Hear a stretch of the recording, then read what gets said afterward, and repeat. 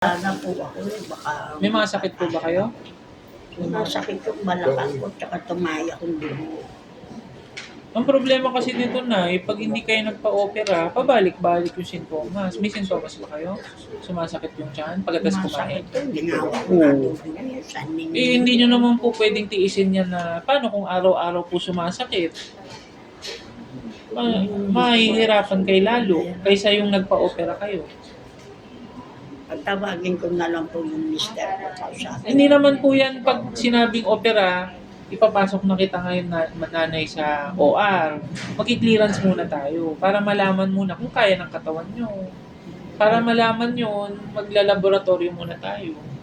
Yung sa yung puso, baga. Nakakausap ko sa inyo. Oo, babalik nyo po dito pagka may kasama kayo para mapaliwanag mo sa kanila. Pati yung anak ko para ano kaya. Gano'ng kadalas po sumasakit yung tiyan nyo? Sa isang linggo? Masakit lagi eh. Oo. Hindi nga Opera ako nyo po yan. natutumi oh. Mahirapan po kayo.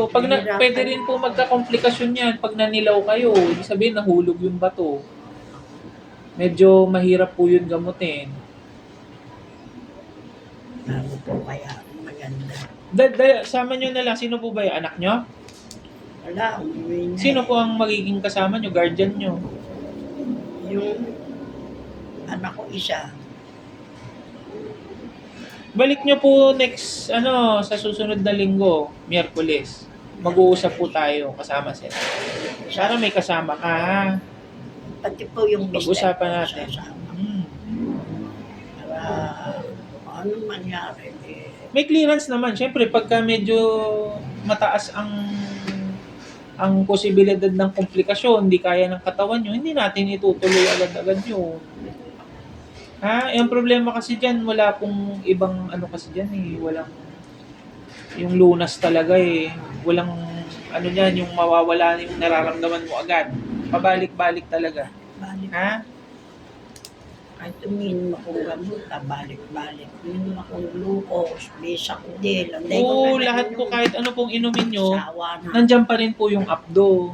Mamumuo pa rin yung bato. Kahit mawala yung bato sa loob, nandyan yung abdo. Gagawa na naman ang bato. Ganun lang po yun.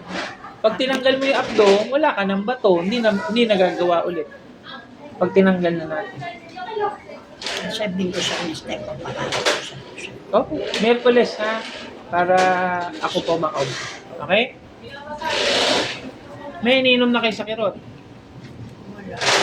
Ha? Wala, kasi hindi ako Anong iniinom nyo pag sumasakit? Bisacodil.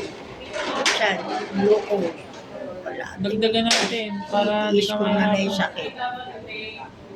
Hindi naman masyadong masakit, kaya lang hindi ako dumudumi, kundi dugo ang dumudumi kung tatakot ako.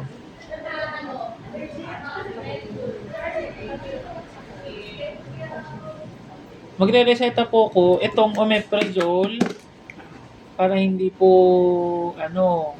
masikmura. Pag may bato sa abdo kasi nasisikmura din. So ito sa umaga po, bago mag-almusal, pagkagising sa umaga, inom ng isa. Araw po 'yun, 2 linggo, ha? Yung sunod po, tramadol paracetamol, combination po yan na gamot. Ito yung pag sumumpong yung sakit. Yung sakit ng tiyan dito, ha? Ibig sabihin yung bato sumasakit. So ito po kada 8 oras pwede. Hindi malakang kong sabi. Pwede rin sa pag sumakit din balakang, pwede rin po itong inumin. Safe naman ito sa inyo, ha? Ano ba yan? Pwedeng humingi dyan sa malasakit. Tingnan natin kung available po, pwede nyo ilapit sa malasakit. Pag wala pong stock ang ospital, hindi po natin malalapit sa malasakit. Kasi yung malasakit pag yung available lang po dito. Okay? Sige, try nyo muna sa malasakit, pakita nyo.